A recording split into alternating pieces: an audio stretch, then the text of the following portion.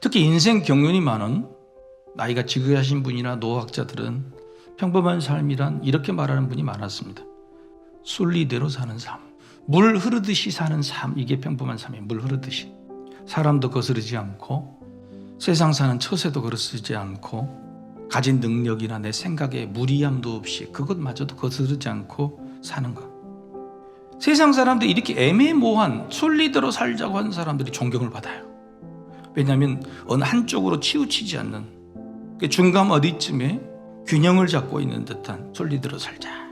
이런 사람을 굉장히 훌륭한 사람이다, 지혜롭다고 여기기 쉽다는 겁니다. 바로 그런 사람이 등장해요. 그 사람 누구냐? 가말리엘이에요. 가말리엘. 그런데 오늘 순리를 따르지 않은 이 가말리엘의 말에 두 가지 모순점을 제가 말씀드리는 겁니다. 첫 번째, 무슨 모순점이냐? 과거는 묻어두자. 일이 복잡하게 꼬이거나 사람들 간에 다툼이 생기면 순리대로 하자고, 회의도 가면 법대로 하자고 하는 사람이 있어요. 하지만 사람들이 순리라고는 말을 할 때는요, 주로 뭔가를 책임지기 싫을 때 하는 말입니다. 자신의 능력이 부족함을 알고 뭔가 포기하고 싶을 때에 이걸 그때 순리대로 하자, 그렇게 하면서 포장을 해요. 따라서 순리라는 모호한 말은 균형이나 신중함이 아니에요. 과거는 묻어두고 이제부터나 죄짓지 말자는 타협판입니다. 그러므로 알 수 없는 순리의 인생을 맡기지 맙시다. 과거 죄를 해결해야 미래로 갈 수 있습니다. 그러기 위해서는 순리가 아니라 진리를 따라야 됩니다. 회개함과 죄사함을 주시려고 오신 예수님을 따르는 거예요. 그게 진리예요. 그게 순리가 아니라 진리가 우리를 과거에서 자유롭게 합니다. 두 번째, 가말리의 모순점 두 번째는 뭐냐면 미래도 내 탓이 아니다. 아까는 과거도 덮자 묻자는 건데 미래도 내 탓이 아니다라는 말이에요. 가말리엘이 뭐라고 해요? 예수님의 제자들이 사람으로부터 났으면 저절로 망할 것이고 하나님으로부터 왔으면 큰일 났다 그러는 거예요. 그런데도 불구하고 뭐라고 해요? 둘 중 하나다. 이 말은 누가 못해.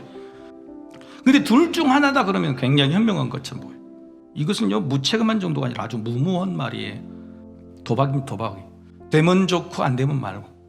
이미 자신들이 질 확률로 기울어지고 있는데 도박이라 그러면 설마 아니겠지 하고 있는 겁니다. 이렇게 속마음을 속이는 말, 그게 바로 순리대로 되겠지라는 말이에요. 따라서 순리대로 살고자 한다면 정확한 것, 보장된 것은 포기한다는 뜻입니다. 물 흐르듯이 사는 게 순리라고 하지만 물이 흘러 크고 넓은 바다라는 목적지로 가게 만드는 것은 정해진 물길 때문에. 그러므로 물길은 순리가 아니라 진리입니다. 그리고 진리는 바로 예수 이름이요, 예수의 구원이. 순리가 아니라 진리가 우리 미래를 보장해요. 하나님의 자녀는 세상 섭리로 살 때는 방황하지만 하나님의 진리로 살 때는 행복해집니다. 로맹 놀랑이라는 한 프랑스 문학자는 인생을 이렇게 말했어요. 인생이란 15분 늦게 들어온 영화관 같다.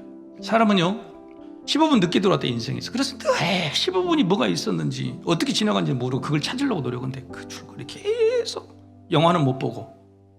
사랑하는 성도 여러분, 지나간 인생의 삶의 15분 그거 하나님의 섭리로 지나가는 겁니다. 여러분 인생에 남은 영화 150분 하나님의 사랑 안에서, 예수님의 진리 안에서, 십자가 복음 안에서 보지 못한 15분이 아니라 남겨진 영화를 얼마나 감동이 될까. 순리가 아니라 진리 안에 살면 얼마나 행복해질까. 영화가 어떻게 진행될지 기대함을 가지고 여러분 저와 함께 진리 안으로 들어가 보시진 않겠습니까?